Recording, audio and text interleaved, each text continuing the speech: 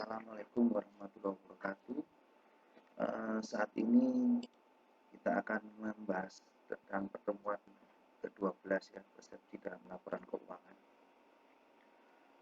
Pemahaman ini saya hubungkan dengan studi kasus sebenarnya yang saat ini baru saya selesaikan ya. Beberapa hari minggu itu ya, ada suatu kasus di mana kasus ini berkaitan dengan wajib pajak. Bagaimana sih persepsi itu ya? Karena ini membedakan antara dua persepsi. Yang satu dari wajib pajak, yang satu dari petugas pajak. Apa kaitannya dengan akuntansi sektor publik seperti itu ya? Ini yang akan saya jelaskan di sini karena dalam hal ini kita hanya berdiskusi. Ketika kita melihat mata kuliah itu sebenarnya kita berdiskusi aja. Prakteknya ketika nanti Anda di dalam studi kasus, studi pembelajaran seperti yang saya alami sekarang, yang sempat saya alami. Oke, kita masuk ke teori dulu ya. Kotler 2000 mengatakan bahwa persepsi itu bagaimana seorang menyeleksi, mengatur, dan menginterpretasikan masukan-masukan informasi ya, yang menggambarkan sebuah proses itu. Artinya juga dalam kamus bahasa Indonesia, persepsi itu tanggapan ya, yang diterima langsung, dan suatu merupakan proses seorang mengetahui beberapa hal melalui panca inderanya seperti itu. Berkaitan dengan laporan keuangan, ya menurut Kasmir, laporan keuangan itu adalah laporan yang menunjukkan kondisi keuangan saat itu. Ya, jadi kalau dihubungkan dengan persepsi adalah ketika kita menerima panca indera, kita melihat ada sebuah hal ya seperti itu. Berarti akuntansi keuangan ini berarti berdasarkan kualitas. Oke, saya mencoba untuk membawa Anda ke dalam studi kasus ya. Ya, ini panggilan pajaknya ya. Jadi ini hanya studi kasus ya. Ini 4 November 2021, jadi baru kemarin ya. Suratnya seperti itu. Ada sekitar peredaran sekitar 2,6 M. Ini wajib pajak pribadi. Ya. Di rekening dia itu ada 2,6 M. Nah, menurut PPh 25 orang pribadi, karena kemarin pandemi ya, saya mengerjakannya hanya seperti ini. Saya cuma lihat dia punya utang atau enggak. Ternyata dari data dari koreksi, dia ada pajak terutang sebesar 52 juta. Ya, ini berkaitan dengan Anda akuntansi sektor publik, karena ini adalah akuntansi perpajakan. Jadi ada studi kasus yang mungkin bisa kita bahas seperti itu. Oke, dari 52 juta ini saya tanyakan ke wajib pajaknya. Memang kalau kamu segini ya besar. Nah, persepsi yang berbeda ini yang akhirnya digali. Seperti itu ya. Akhirnya digali. Digali untuk menyamakan persepsi bahwa dia itu tidak mampu membayar pajak siap. Bagaimana pembuktiannya? Ya memang harus dibuktikan secara kualitatif juga. Kualitasnya seperti itu ya. Seperti itu. Ini juga ada tarikan tagihannya seperti itu ya.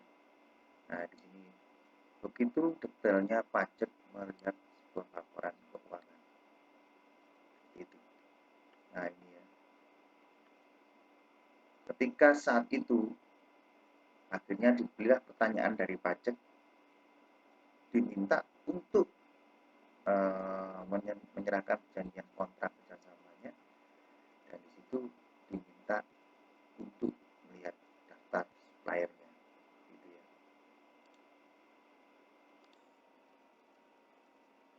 Oke ya, kita melanjutkan di mana ketika diminta seperti itu akhirnya sebagai wajib pajak yang baik dia melakukan pernyataan dan penjelasan. Nomornya juga sama seperti ini ya.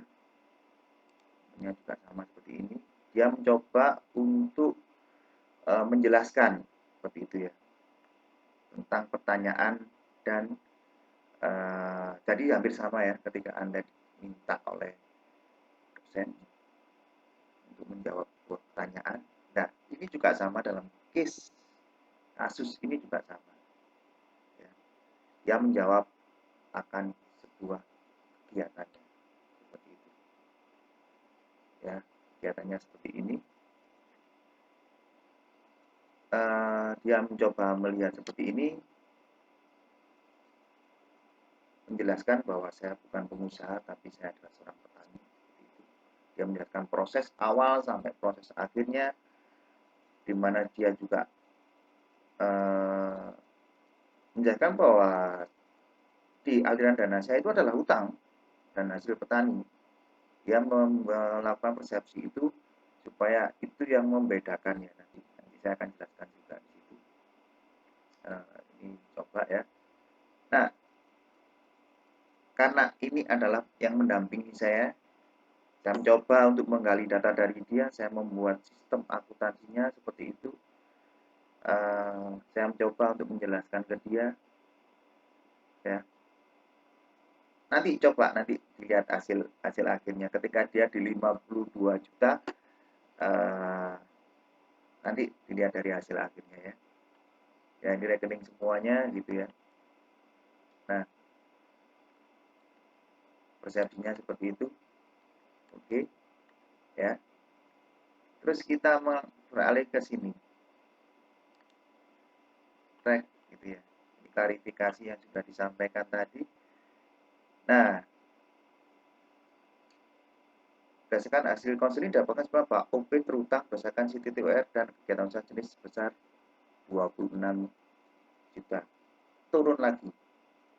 Ya, turun lagi. Dan sebenarnya wajib pajak hanya di kisaran 10 juta. Sebenarnya. Karena dia menganggap persepsi dari pegawai pajak adalah dia mengatakan bahwa omset ini mengakui bahwa dia omset dari pihak wajib pajak itu adalah hasil pertanian. Nah, ini yang menjadi pemicu ya, persepsi di mana perbedaan dalam laporan keuangan nantinya itu juga akan timbul ketika Anda menghadapi sebagai seorang akuntan seperti itu. Dan ini adalah turun lagi ya, padahal sebenarnya wajib pajak ini mau membayar sebesar 10 juta. Apa yang membedakan ini? Dia di 52 juta. Tapi di sini adalah 26 juta. Ini adalah persepsi ya, pandangan atas melihat sebuah laporan. Ya.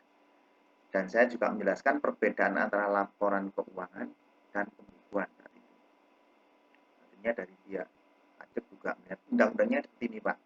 Oke lah, saya terima. Karena persepsi yang berbeda. Saat itu. Ini yang bisa saya sampaikan ya di season pertama ini tentang bagaimana persepsi ya, persepsi dulu. Kita lanjutkan ke pertemuan yang nanti yang selanjutnya yang kedua ya.